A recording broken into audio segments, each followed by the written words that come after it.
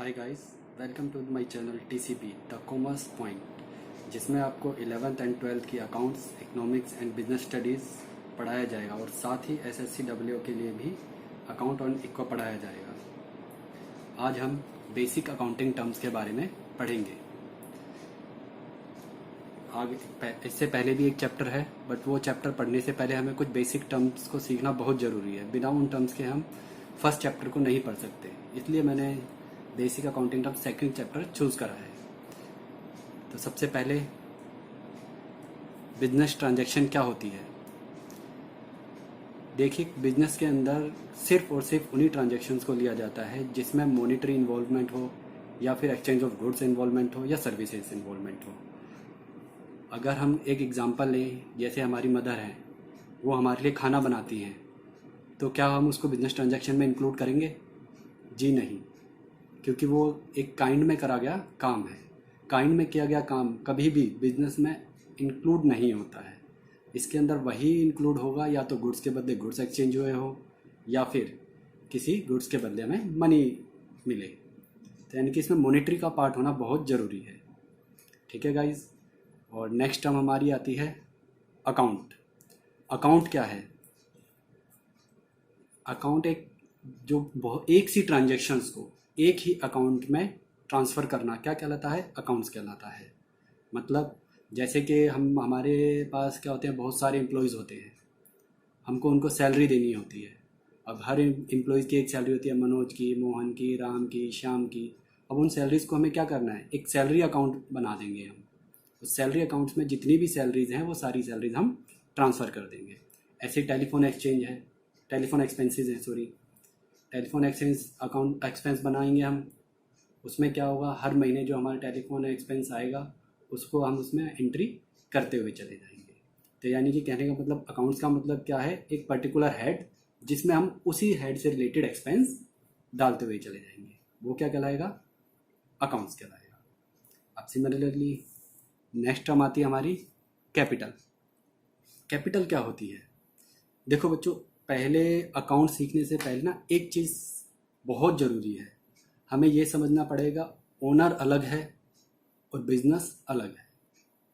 मतलब मान लो मैं एक बिजनेस का मालिक हूँ, तो क्या है, बिजनेस एक अलग एंटिटी है, मैं एक अलग एंटिटी हूँ, मैं एक अलग इंडिविजुअल हूँ, बिजनेस एक अलग इंडिविजुअल है।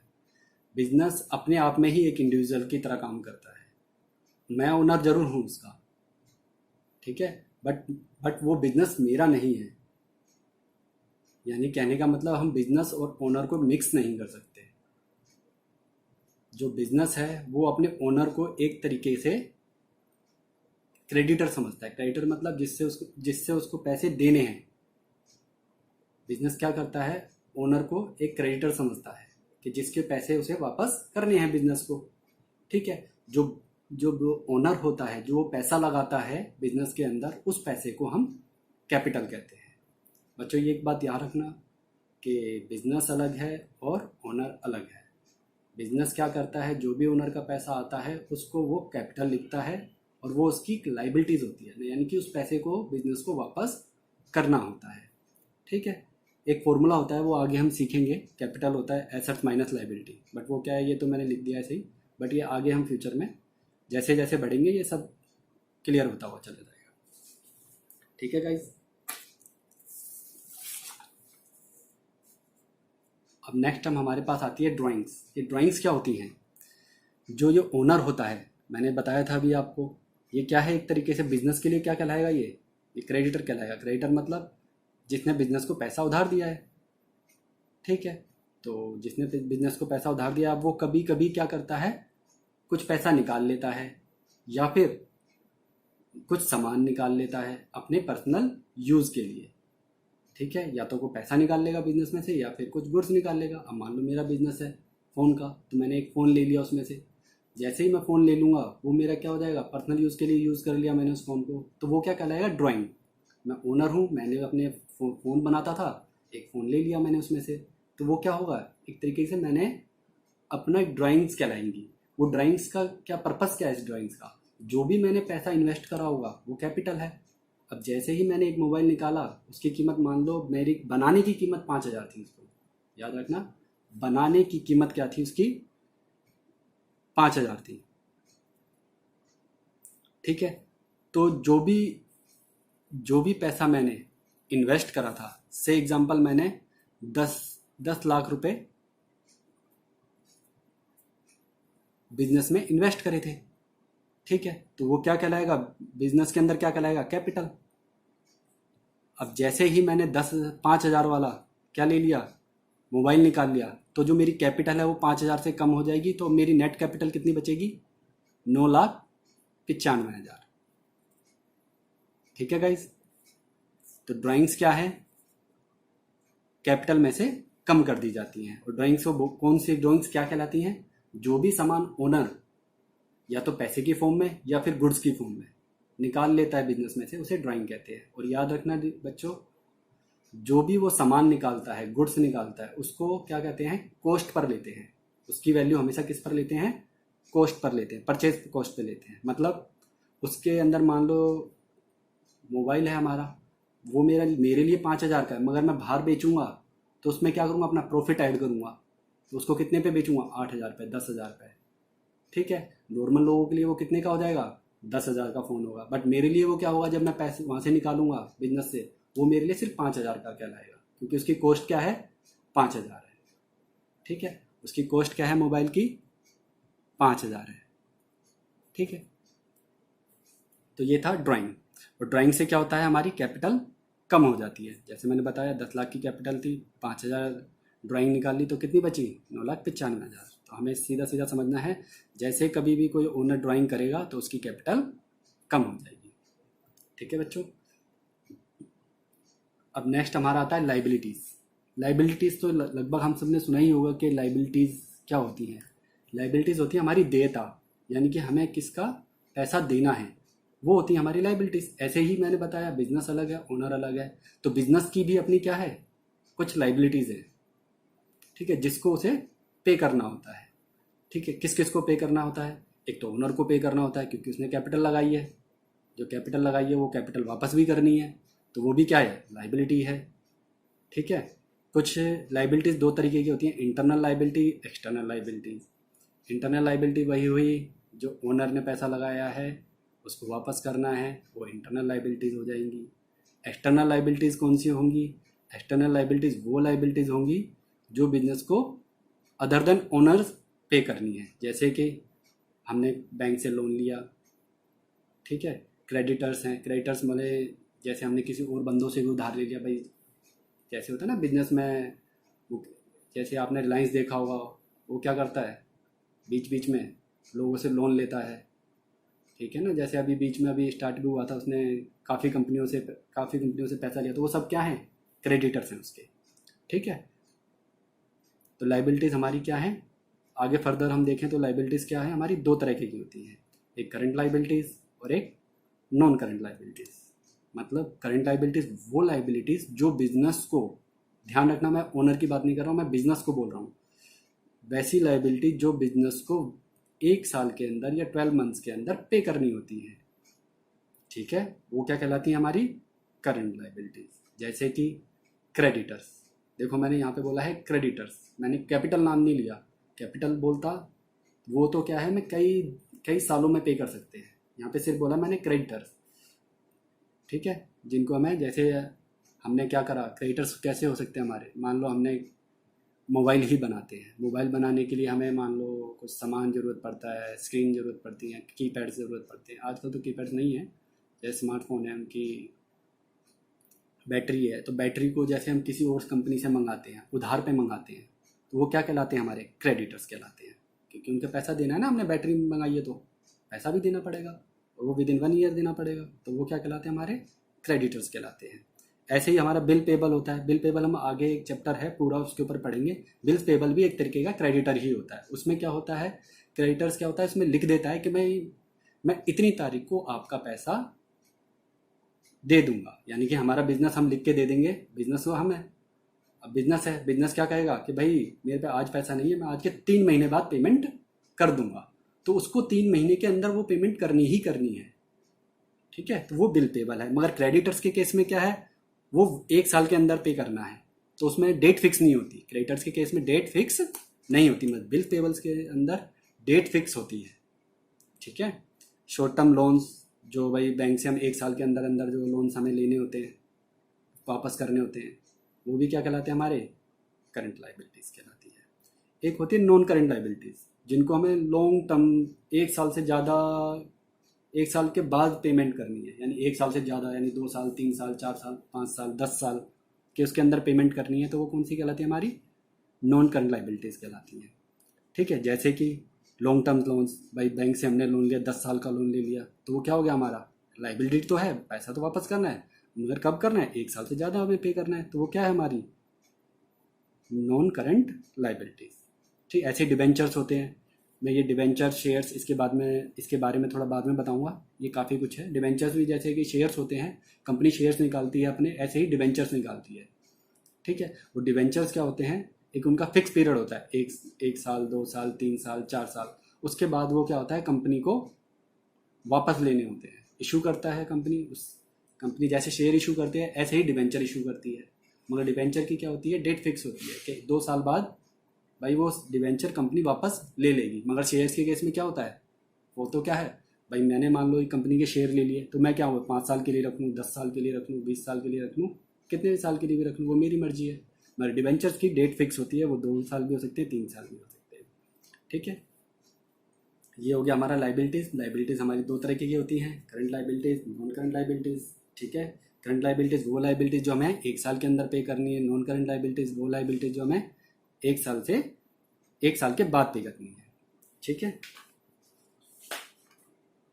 नेक्स्ट हम पढ़ेंगे अब एसेट्स क्या होती हैं। ठीक है गाइस, एसेट क्या होती है। नॉर्मल हमसे पूछा जाए कि भाई एसेट्स होती क्या है, मैं आप नॉर्मली हम आपस में घर में ही बैठे हैं तो क्या कहेंगे, यार ये मकान जो है हमारी क्या है, एसेट है। इसके अंदर रखा हुआ फर्नीचर ये क्या हमारी एसेट है। ये जो बेड रखा है वो क्या है, हमारी एसेट है। हमारे घर में हमारे एसी लगा हुआ वो क्या है, हमारी एसेट है। तो ऐसे ही बिजनेस के पास भी अपनी कुछ एसेट्स होती हैं। ठीक है। जो उसको क्या होता है, या तो प्रोडक्शन करने में हेल्प करता है। ठीक है। तो एसेट्स को हम 3 भागों में डिवाइड करेंगे। एक तो नॉन करंट एसेट, उन्हीं को हम क्या बोलते हैं, फिक्स्ड एसेट बोलते हैं। और एक करंट एसेट्स, और एक फिक्टिशियस एसेट। ठीक है। 3 तरह की एसेट होती है, current, non current, sorry, current और fictitious asset. Non current asset को बोलते हैं फिक्स्ड एसेट। फिक्स्ड एसेट का मतलब ऐसी एसेट जिनका यूज़ हमें क्या है, 1 साल से ज़्यादा करना है। ठीक है। 1 साल से ज़्यादा करना है, और उनका जो यूज़ जो होगा प्रोडक्शन के अंदर हेल्प करेगा। ठीक है। मे बी उसको हेल्प करेगा, जैसे मशीनरी, मशीनरी क्या है, प्रोडक्शन के अंदर हेल्प करेगी, मगर वो क्या 1 साल से ज़्यादा चलती है, तो वो क्या कहलाएगी, हमारी फिक्स्ड एसेट कहलाएगी। ठीक है। फिक्स्ड एसेट 2 तरीके की होती है, एक टेंजिबल, एक नॉन टेंजिबल। मतलब भाई टेंजिबल नॉन टेंजिबल का मतलब, टेंजिबल बोले तो जो हमें दिखती है, जिसको हम छू सकते हैं, और नॉन टेंजिबल, इनटेंजिबल, वो कौन सी हैं, जिनको हम छू नहीं सकते। सबसे पहले तो हम सीखते हैं टेंजिबल एसेट्स कौन कौन सी है। अगर बिजनेस है, बिजनेस सोचेगा उसके पास क्या क्या एसेट हैं लॉन्ग टर्म वाली, वो क्या सोचेगा भाई, उसके पास लैंड है, बिल्डिंग है, मशीनरी है, फर्नीचर है, कंप्यूटर है, ये सब क्या है उसकी, ये सब क्या है उसकी, ये सब क्या है, टेंजिबल एसेट्स हैं। क्या है, टेंजिबल एसेट्स हैं, जिनका यूज़ वो 1 साल से ज़्यादा करता है। ऐसे ही इंटेंजिबल एसेट होती है, इंटेंजिबल जिसको हम छू नहीं सकते, जिनको हम देख नहीं सकते, वो कौन सी एसेट होती हैं, जैसे कि गुडविल, ट्रेडमार्क, कॉपीराइट है भाई, पेटेंट है, पेटेंट्स होता है, कंप्यूटर सॉफ्टवेयर, क्या हम इनको देख सकते हैं, नहीं देख सकते, मगर फिर भी ये क्या होते हैं, बिजनेस की अपनी एसेट्स होती हैं। वो कौन सी एसेट्स होती हैं, फिक्स्ड एसेट्स होती हैं, नॉन करंट एसेट्स होती हैं। ठीक है गाइस। ऐसे ही एसेट्स का दूसरा पार्ट होता है करंट एसेट, वो वाली एसेट्स जिनको हम 1 साल के अंदर अंदर कैश के अंदर कन्वर्ट कर सकते हैं। ठीक है। जैसे कि डेटर्स, अभी जैसे मैंने बताया था क्रेडिटर्स, ऐसे ही एक डेटर्स होता है। डेटर्स का मतलब बिजनेस ने अपना माल बेचा किसी को उधार पर, उधार पर बेचा, तो अब उससे हमें पैसे लेना है, उस बंदे से जिससे हमें पैसा लेना है, वो क्या कहलाता है, डेटर्स कहलाता है। क्या कहलाता है, डेटर्स। सिमिलरली एक होता है बिल रिसीवेबल, मैंने एक जैसे बताया था पीछे बिल पेबल, ऐसे ही बिल रिसीवेबल होता है। बिल रिसीवेबल का मतलब हमने किसी को माल उधार पर दिया, और उसने बोला कि भाई देखो आज तो मेरे पे पैसा है नहीं है, मुझसे 2 महीने बाद पैसा ले लेना। वो एक साइन करके, एक पेपर पे साइन करके हमें दे देगा, तो वो क्या कहलाएगा, बिल रिसीवेबल। ठीक है ना भाई, हमें मिल जाएगा 2 महीने बाद उसका पैसा। ऐसे ही बैंक बैलेंस, बैंक बैलेंस में हम कभी भी जाके क्या कर सकते हैं, पैसा निकाल सकते हैं। तो मैंने पहले ही बताया था कि करंट एसेट वो एसेट हैं जिनको हम 1 साल के अंदर अंदर कन्वर्ट कर सकते हैं। तो बैंक में हम जाएं कभी भी निकलवा लाएंगे अपना पैसा। तो बैंक बैलेंस भी क्या है हमारा, करंट एसेट। ऐसे ही प्रीपेड एक्सपेंसेस होता है। प्रीपेड एक्सपेंसेस ऐसे एक्सपेंसेस जो हमने एडवांस में ही पे कर दिए हैं। क्या है, एडवांस में ही पे कर दिए हैं, ये क्या कहलाते हैं, प्रीपेड एक्सपेंसेस। ये भी क्या है, हमारी करंट एसेट। ऐसे ही थर्ड है हमारा फिक्टिशियस एसेट। फिक्टिशियस एसेट वो वाली एसेट्स हैं जो हकीकत में ना तो टेंजिबल है ना इंटेंजिबल है। मतलब भाई वो ऐसी एसेट्स हैं ऐसे एसेट्स नहीं बोल सकते हम उनको, ये एक ऐसे खर्चे और लॉसेज हैं जिन्हों को हम 1 साल के अंदर नहीं दिखा सकते। मतलब अगर मान लो मैंने कोई अपना बिजनेस स्टार्ट कराया, मान लो आज ही पहला साल है, पहले साल में मान लो कितना माल बिकेगा मेरा, नहीं बिकेगा माल, क्योंकि एकदम से तो कंपनी चलती नहीं है। बट मैंने उसके एडवर्टीजमेंट पर 1 करोड़ 2 करोड़ खर्चा कर दिया। क्या कर दिया मैंने उसके ऊपर, 1 करोड़ 2 करोड़ खर्चा कर दिया। अगर मैं अपनी बैलेंस शीट बनाऊंगा कि देखो मेरा माल तो कम बिकेगा, पहले साल तो माल कम बिकेगा ना, तो अगर मैं उसमें एक्सपेंस दिखा दूंगा 1 करोड़ का, तो उसमें तो मुझे बहुत सारा लॉस हो जाएगा। तो कंपनी लॉ के अंदर एक रूल है कि वो एक जो इतना बड़ा खर्चा है ना, वो एक साथ नहीं दिखाना है, उसको क्या है, टुकड़ों में दिखाना है। मान लो 10 साल में 1 करोड़ को हम 10 से ऐड कर दें तो कितना हो जाए, 10-10 लाख रुपए। यानी कि 10-10 लाख रुपए तुम उसको क्या करोगे, खर्चे में दिखाओगे, और बाकी 90 लाख क्या हो जाएगा, एक तरीके से हमारा वो फिक्टिशियस एसेट हो जाएगा। ठीक है, मान लो अभी जैसे मैंने बताया 1 करोड़ को डिवाइड करोगे कितने से, 10 से। खर्चा करा मैंने एडवर्टीजमेंट पे, तो क्या हुआ, 10 लाख आ गया। तो 10 लाख इस साल का तो खर्चा हो जाएगा, मगर 90 लाख क्या होगा मेरा, वो क्या लगेगा मेरा वो क्या कहलाएगा, फिक्टिशियस एसेट हो जाएगा। वो खर्चा तो मैंने कर चुका हूँ, बट उसका फायदा मुझे आगे 10 साल में मिलेगा। ठीक है, ऐसे ही होता है लॉस नॉट रिटर्न ऑफ, यानी बड़े बड़े लॉस हो जाते हैं, काफ़ी बड़े। मान लो जैसे किसी कंपनी को 100 करोड़ का लॉस हो गया, तो वो एकदम से 100 करोड़ का लॉस नहीं दिखा सकते, उसको भी क्या है, डिवाइड कर देते हैं। तो ये सब क्या कहलाते हैं, हमारे फिक्टिशियस एसेट्स कहलाते हैं। ठीक है गाइज, आई होप आप सबको समझ में आ रहा होगा। नेक्स्ट हम पढ़ेंगे रिसिप्ट। ठीक है गाइज, नेक्स्ट क्या है हमारा, रिसिप्ट। अब देखो रिसिप्ट से तो खुद ही समझ में आ रहा है, रिसिप्ट का मतलब कुछ आ रहा है। रिसिप्ट का मतलब क्या होता है, भाई हमें कुछ मिलना है। ऐसे ही बिजनेस को कुछ मिलना होता है। वो बिजनेस को कैसे मिलता है, या तो वो अपना जो, जैसे मान लो हमने मोबाइल का बिजनेस बताया, या तो हम मोबाइल बेचने से हमें पैसा मिलेगा, या फिर हमने अपनी मशीन ही बेच ली, उससे पैसा मिलेगा। ठीक है ना भाई, क्या होगा, या तो हम जो मोबाइल बेच रहे हैं उससे पैसा मिलेगा, या फिर हम जो मोबाइल बनाने वाली मशीन है उसको ही बेच दें उठा के, लो भाई ख़राब होगी थी या कुछ भी होगी थी, या और नई मशीनें आ गई तो पुरानी वाली बेच दी, तो उससे जो पैसा आया वो भी क्या कहलाएगा, रिसिप्ट कहलाएगा। ठीक है, इसीलिए रिसिप्ट के 2 पार्ट हैं। 2 पार्ट बोले थे, एक रेवेन्यू रिसिप्ट और एक कैपिटल रिसिप्ट। रेवेन्यू रिसिप्ट का मतलब वैसी वाली रिसिप्ट, वो रिसिप्ट जो हमें अपने बिजनेस को करने से मिलती है। मतलब मेरा बिजनेस क्या था, मोबाइल फ़ोन का था, मोबाइल फ़ोन को बेचने से जो पैसा मिलेगा वो क्या कहलाएगा, रेवेन्यू रिसिप्ट। कैपिटल रिसिप्ट, भाई वो कैपिटल रिसिप्ट का मतलब अदर देन बिजनेस के अलावा जो भी हम कुछ बेचते हैं, अदर देन बिजनेस, जैसे अदर देन मोबाइल, समझो हमारे जैसे हमारा बिजनेस क्या था, मोबाइल का था, मोबाइल के अलावा हम कुछ भी बेच दें, मान लो मशीनरी बेच दें, फर्नीचर बेच दें, तो उससे जो पैसा आएगा वो क्या कहलाएगा, कैपिटल रिसिप्ट कहलाएगा। ठीक है गाइस, समझ में आ गया। रेवेन्यू रिसिप्ट यानी वो वाली रिसिप्ट जो हमें अपना मोबाइल फ़ोन बेचने से पैसा मिला, मतलब हमारे नॉर्मल जो हमारा बिजनेस का काम है उस काम करने से हमें पैसा मिलेगा, उसको रेवेन्यू रिसिप्ट। और उस काम के अलावा और दूसरा कोई काम करते हैं, हमारा काम क्या है, मोबाइल बनाना, उसके अलावा हम फालतू के काम करते हैं, मशीन बेच देते हैं, फर्नीचर बेच देते हैं, कंप्यूटर उठा के बेच देते हैं, वो क्या है, कैपिटल रिसिप्ट्स। ठीक है, ऐसे ही गई एक्सपेंडिचर। ठीक है, एक्सपेंडिचर से समझ में ही आ रहा ना, खर्चा। ठीक है, बिजनेस भी अपना खर्चा करता है। ठीक है, खर्चा करेगा, या तो क्या करेगा वो, भाई कच्चा माल खरीदेगा, भाई मोबाइल बनाने के लिए चाहिए ना हमें कच्चा माल, तो उसके लिए हम क्या करेंगे, एक्सपेंडिचर करेंगे। ठीक है, कई बार हम उसको उधार पे लेंगे, कई बार कैश पेमेंट कर देंगे। ठीक है, तो इसी तरह एक्सपेंडिचर के भी क्या है, 3 पार्ट हैं, capital, revenue, deferred revenue.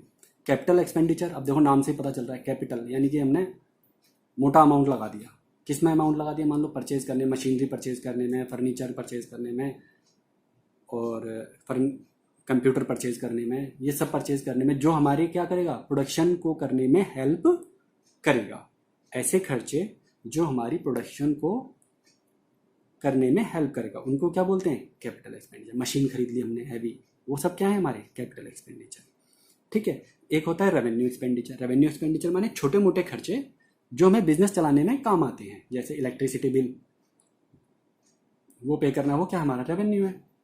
Rent है, वो क्या हमारा रेवेन्यू है। अपने एम्प्लॉयज़ को सैलरी देनी है, वो भी क्या है, रेवेन्यू एक्सपेंडिचर है। ठीक है गाइस। ऐसे ही आता है एक डेफर्ड रेवेन्यू एक्सपेंडिचर। ऐसे एक्सपेंडिचर जैसे मैंने अभी बताया था, एडवर्टीजमेंट एक्सपेंडिचर क्या था, एक डेफर्ड रेवेन्यू एक्सपेंडिचर है। क्यों, जिसका हम देखो एक साथ हमने 1 करोड़ खर्चा कर दिया, मगर उसका हमें एक्सपेंडिचर कितना कितना करना है, 10 साल में डिवाइड करना है।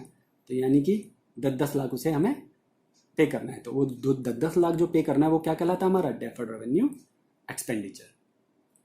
ठीक है गाइज, आज के लिए इतना ही काफ़ी है। आगे कुछ टर्म्स और हैं, उनको हम आगे पढ़ेंगे। अगर आपको आज की क्लास अच्छी लगी हो तो शेयर, लाइक और सब्सक्राइब जरूर कीजिए। Thank you.